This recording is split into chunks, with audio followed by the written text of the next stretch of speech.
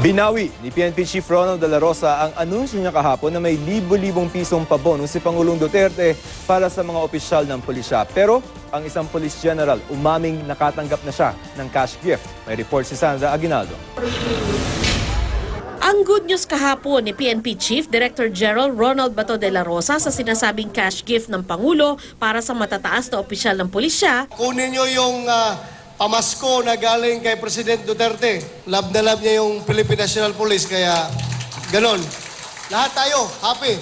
Inanunsyo ito ni De La Rosa sa Christmas party sa Camp Crame kahapon. Pero ang 50,000 hanggang 400,000 pesos para sa mga matataas na opisyal ng PNP, pera na, naging bato pa? Kanina kasi, iba na ang ihip ng hangin. Gusto ko sanang mag-share sa inyo ng kung meron ako natanggap. Kasi akala ko mayroon akong malaking matanggap kahapon eh. Dahil akala ko meron tayong bibigay na bonus yung Malacanang. Kaso kinulit ng media, nagtatanong yung media, saan daw ang source, saan galing. Wala na, hanggang sige lang tayo hintay, walang dumating.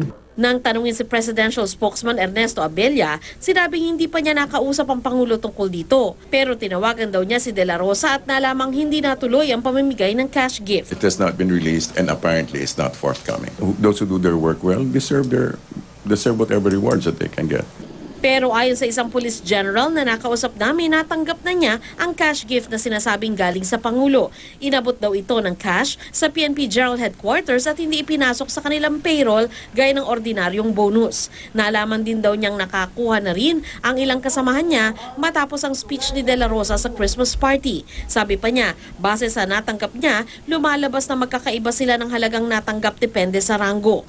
Sinubukan namin kunan ng pahayag ang ilang miyembro ng PNP na mababa ang ranggo. Tumanggi silang humarap sa kamera pero sinabi nilang nakakasama ito ng loob kung totoong mga ranking officials lang ang nabigyan.